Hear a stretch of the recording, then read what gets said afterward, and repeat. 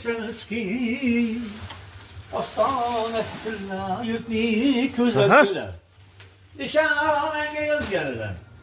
Ayrilma yor, jonim chiqar, qo'shiq aytsam qayrilma yor. Hast aka. Birodarlar, bu kunlarga yetganlar bor, yetmaganlar bor deydi-ku. Assalomu alaykum hurmatli YouTube kuzatuvchilari, bizning kanalimizni muntazam kuzatib borayotgan obunachilar.